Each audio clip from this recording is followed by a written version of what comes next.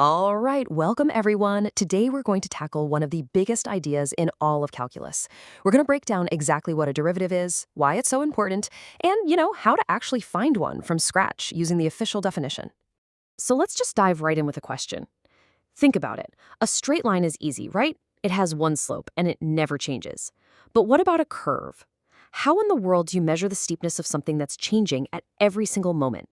Yeah, unlike a straight road that has the same steady incline, a curvy, hilly path has a brand new steepness at every step you take. And that's the big problem we need to solve. How do we find the exact slope at one specific, tiny instant on that path? Well, here's how we start. We use an approximation called a secant line. As you can see, it connects 2 points on the curve, which gives us the average slope between them. But that's just a rough estimate. Our real target is the tangent line. That's the one that just barely kisses the curve at a single point. That line, that's the one that gives us the perfect, instantaneous steepness we're really after. Now, here's the really cool part. It's all about turning this picture into a process. Just imagine sliding one of those points on the secant line closer and closer and closer to the other one.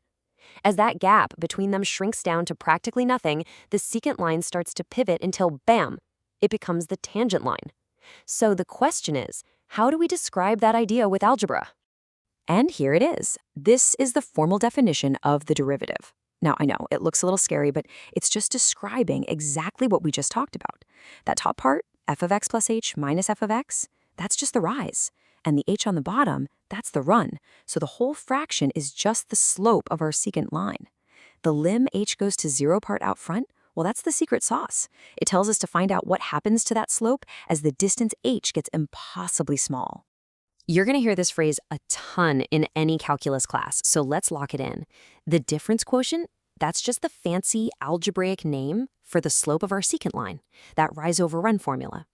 So the derivative is simply what that slope becomes at the very last moment, right as our 2 points basically merge into one. Okay, so enough with the theory. The best way to understand this is to actually do it. So let's apply the definition to a real function, the kind of thing you'll definitely see on a homework or an exam. First things first, we just plug our function directly into the definition. You see, wherever there was an f of x plus h, we've put in 3 times x plus h squared minus x plus h. And where there was f of x, we put in the original function. It's really just a substitution step. Now for the algebra. We have to carefully expand everything up top.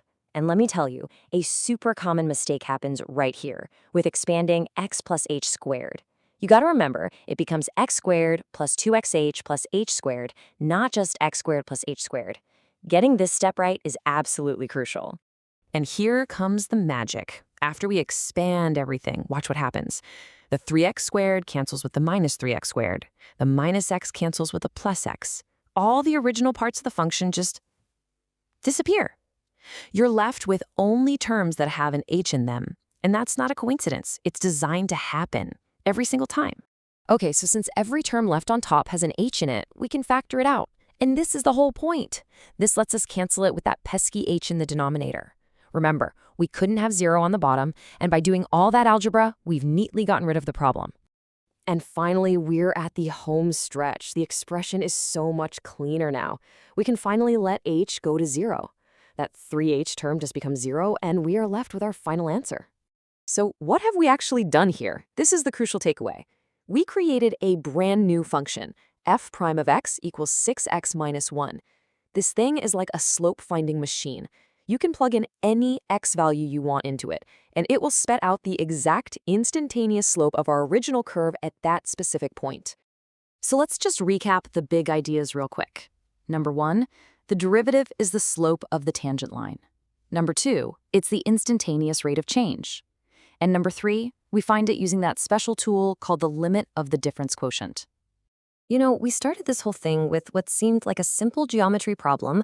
How do you measure the steepness of a curve? And what we found is that calculus gives us this incredibly powerful algebraic tool to measure change at any single instant. So let me leave you with this final thought. The derivative isn't just for some abstract curve on a graph. If it measures instantaneous change, just think about all the things in the real world that change from one moment to the next. The velocity of a rocket, the growth rate of a population, the speed of a chemical reaction. All these things can be understood and even predicted using this one amazing idea.